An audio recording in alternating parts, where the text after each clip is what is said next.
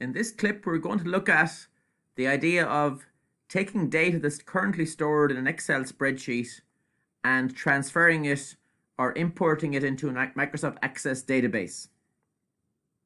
So here we have a sheet in a workbook where we look at the Donegal dentist sample data. So we'll imagine this is just an extract from a much larger database, but we're just including here some sample patients, some sample dentists, and some of the appointments that are in this system. So again, what we're doing is we're considering a case where you've used Excel to store data and you suddenly realize that the volume of appointments and the volume of data you need to add to this system every day means that there's no longer any sense in storing it in an Excel spreadsheet, and instead it makes sense to transfer it to an Access database or some other database.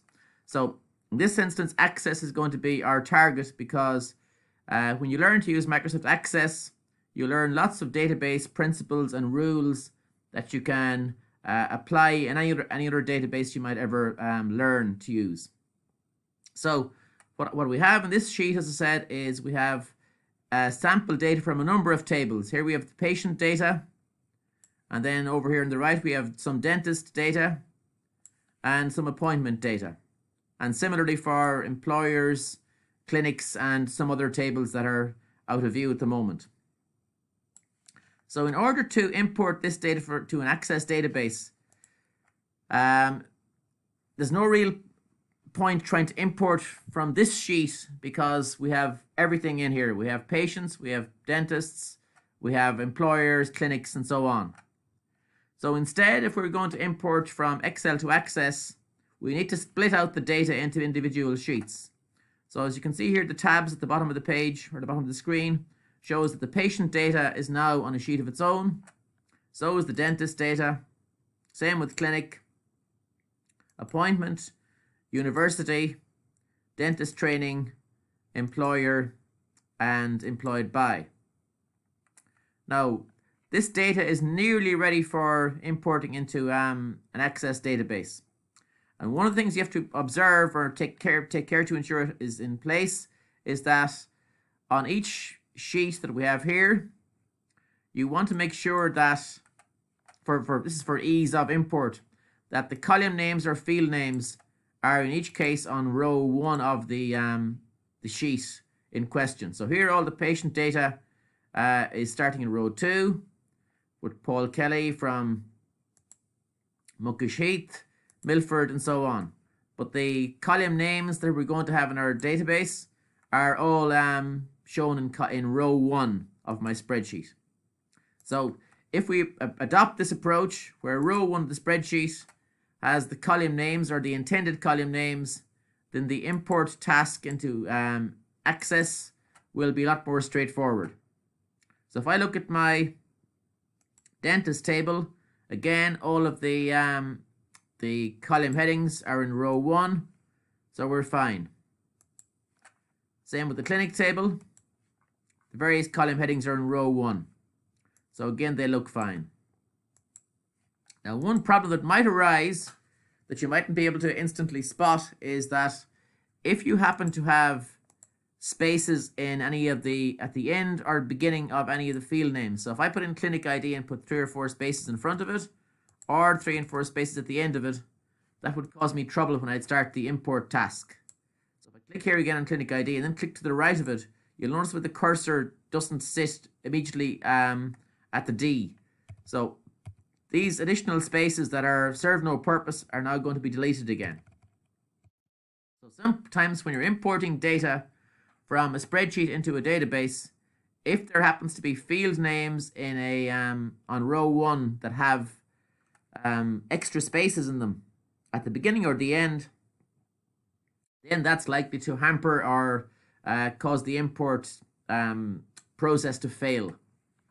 So we now go on to the appointment table, and this is the first one where we notice a different problem. What we have here is that the row 1 doesn't contain the headings or the field names we'd like to use later on. Row 1 has the table name. So we don't want the table name to be featuring in row 1. We don't need it. So what we're going to do instead is delete it.